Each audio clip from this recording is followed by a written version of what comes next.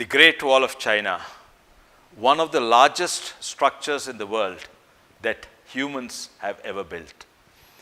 It is so huge, they say you can see it from outer space. A human endeavor of epic proportion magnitude that it is today one of the greatest wonders of the world.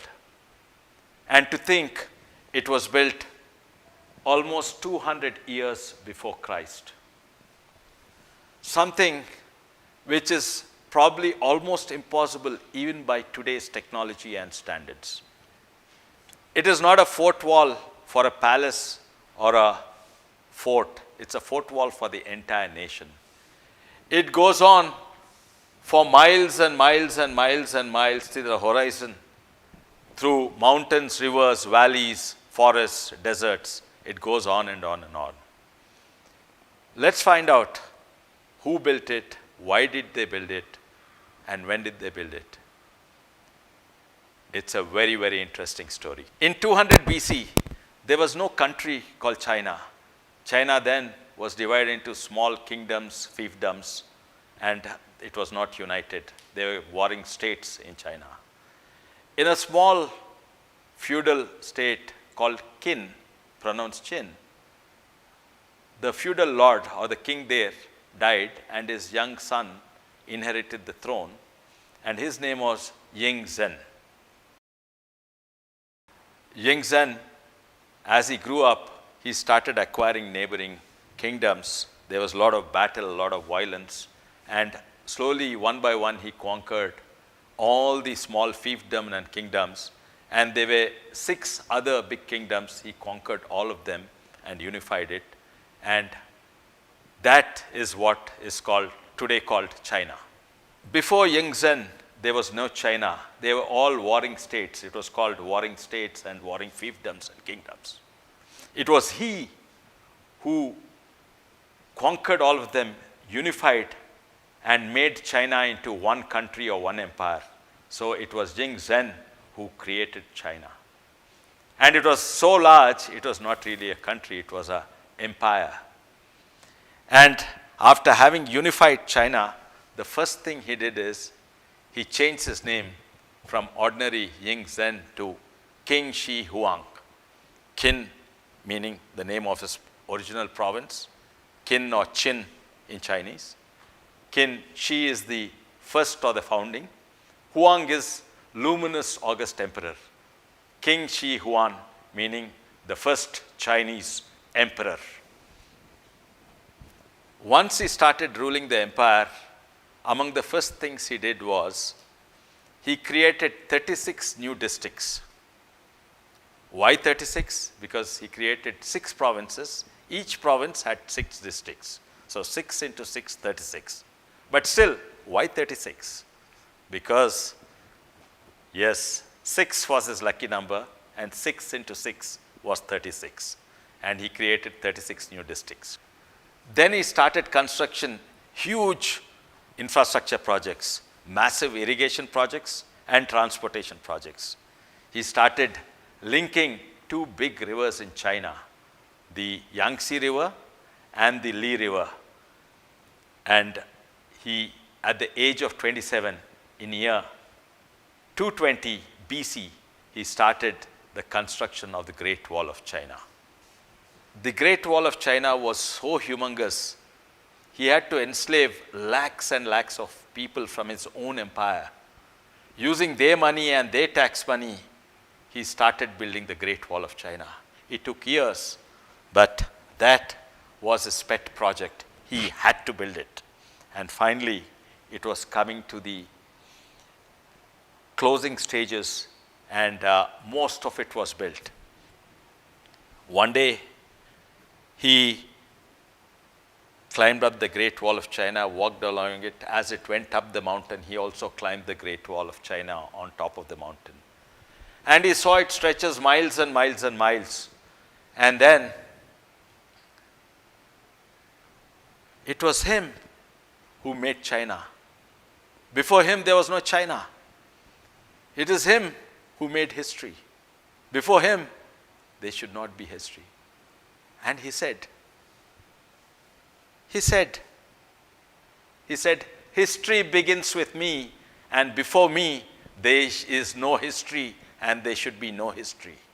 So when he started constructing the Great Wall of China, he buried all the books. He buried all the textbooks, the history books. He even buried the writers and the historians so that no one will ever write history before him. He killed journalists and buried them under, because there should be no media.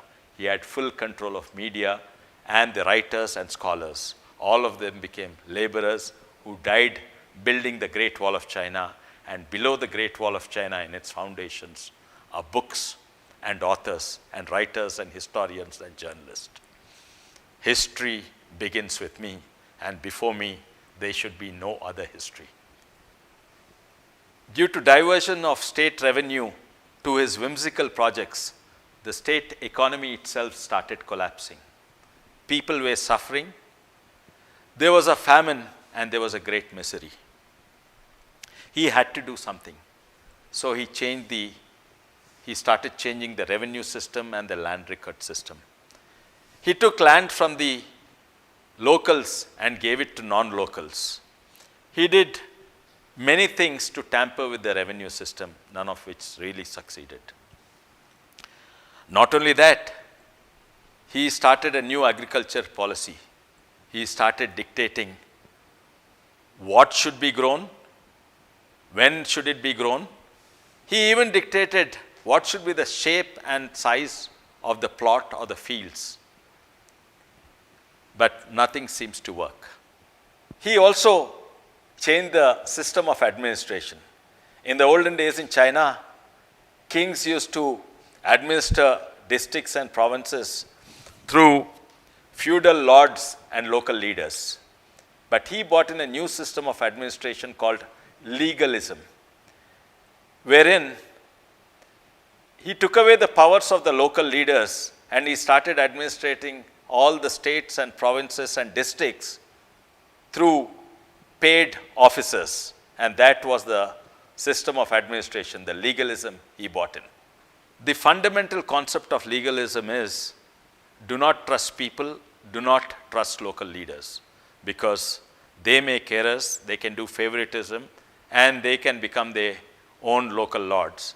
So bring in a system of governance run by rules and officers, and that's what is legalism. He also had great belief in Feng Shui. Feng Shui means Vastu in India. He was a great believer of Feng Shui or Vastu, astrology and numerology. He started building huge palaces with auditoriums and huge administrative offices for himself. And of course, absolutely Feng Shui or Vastu compliant buildings.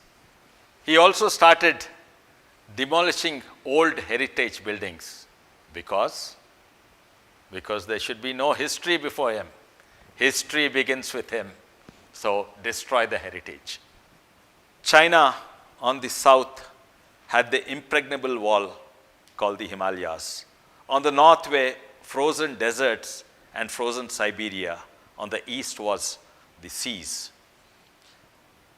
In those days, Chinese knew no other land except China, and China was the whole world and the whole universe. And this universe was ruled by Huang, King Shi Huang.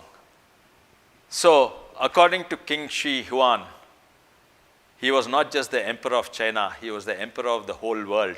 In fact, the emperor of the universe itself. And so, he had no need to meet ordinary people and ordinary human beings. And he started isolating himself in palaces outside his capital in the rural area. He also stopped meeting his own ministers and other feudal lords and leaders. He started isolating himself, confining himself to a very small inner circle. One day, he climbed on top of a mountain in his empire. And wherever he looked, till the horizon, was his empire, his universe. There was no opposition, no one to speak against him. He was the emperor of the entire universe. a small doubt started appearing in his mind. A small doubt. Am I human or am I God? Am I an ordinary soul or am I an extraordinary soul? Am I an Atma or a godlike Mahatma? Then, at that very moment, he concluded, he must be God. He must be a God-like Mahatma, because ordinary souls, ordinary human beings cannot have possibly achieved it. I think he has totally lost it by then. So, once again he changed his name from King Shi Huan to King Shi Huangdi, Di meaning God. Chinese, the first founding emperor god of China, King Shi Huangdi. His health started failing. He started becoming weak. So his astrologers and his physicians asked him to start taking mercury pills, because mercury pills will give him immortality. But as we know today, mercury is actually very harmful to human beings. And his health further became worse. And then the astrologers and the physicians, they all came up with a new idea. God will never die. God can never die. He needs immortality. But his human body is failing. So they advised him to build a massive tomb or a samadhi where one can never die. And so he started construction of this tomb of epic proportion, even bigger than the pyramids of Egypt. So humongous it was, it covered 500 acres. And one more project like the Great Wall of China. And then in this tomb, because he is the king and the living king, he will not die. He needed security. He always had huge convoys of security, but even in his afterlife, he needed this huge convoy of security. So along with him, they buried an army of 10,000 terracotta soldiers, because his power, it can pour life into the terracotta army itself. And there also he had mercury rivers flowing. Once again, mercury to signify immortality, because mercury never rusts. And this King Shi Huangdi, the emperor god, can never die. Strangely, only recently, just a few decades ago, such massive structure was uncovered and discovered. And so finally, in some remote area away from his capital, he finally died. They kept it a secret. And they bought his body, and till they declared his son the new emperor, they did not bury. Then immediately they buried him in this humongous tomb of the living dead. The tomb of King Shi Huangdi lies there. After his death, his son Qin R. Shi became the emperor. But as soon as he became the emperor, there was huge internal revolts and external revolts, and the entire empire just collapsed. So I thought I'll tell this story today because his birthday is 18th February 259 BC. History forgot him, and his huge and humongous projects did not serve the purpose they were built for. They became tourist attraction, the greatest tourist attraction, the Great Wall of China. Nobody knew what was in his mind. People around him, his close inner circle, called him great. But people thought he was cruel and totally mad, and he had lost it. According to one Chinese historian, Sima Qian, who describes him as someone who in difficulty is ready to fall at people's feet, and when he is in power, without mercy, he will eat them alive. He was definitely a coward, although he was one of the greatest emperors of China.